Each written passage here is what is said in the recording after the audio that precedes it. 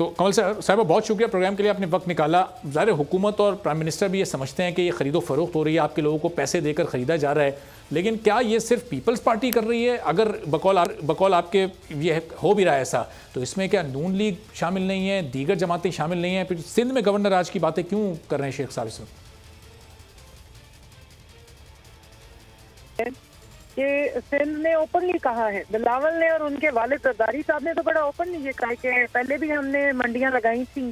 3 मार्च 2021 को सेनेट के इलेक्शन में भी इन्होंने खरीदो फरोख्त की थी, लेकिन जाहिर है वो ओपन वोटिंग नहीं थी, उस वक्त हिडन जो था वो बैलेट हुआ, तो इसलिए किसी को आप शक की बुनियाद पर तो नहीं पकड़ सकते। बट अब तो ओपनली नजर आ गया ना कि पैसे पे लोगों को के ज़मीर खरीदे जा रहे हैं। देखिए, किसी भी जमहूरियत में किसी इलेक्टेड हुकूमत का मैंडेट आप इस तरीके से दिन दिहाड़े दंदनाते हुए चोरी नहीं कर सकते। ये जमहूरियत के स्पिरिट के खिलाफ है, ये इस डेमोक्रेसी की जो नॉर्म्स है उसके खिलाफ है।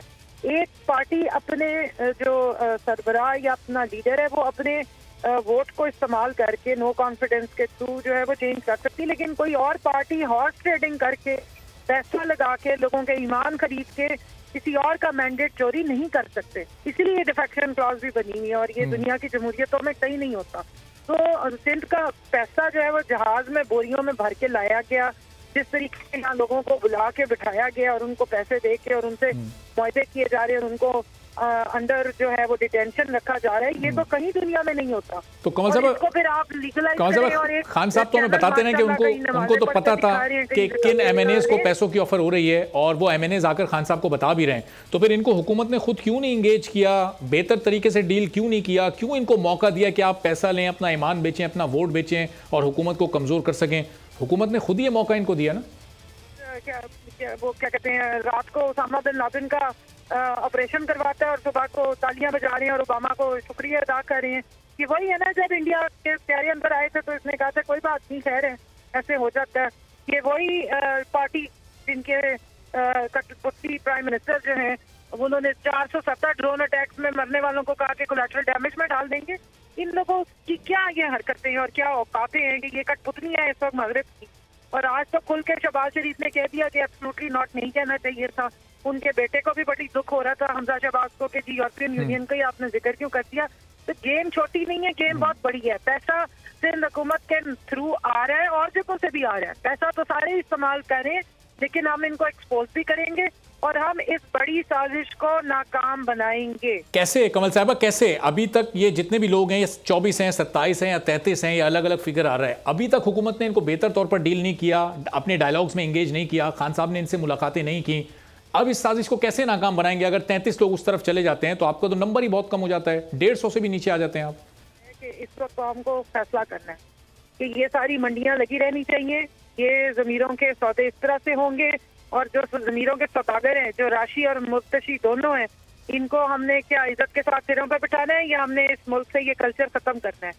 ये कब तक हमने गुलामों वाली सियासत और जमहूरियत के नाम पे अपने लोगों को एक्सप्लॉइट करना है?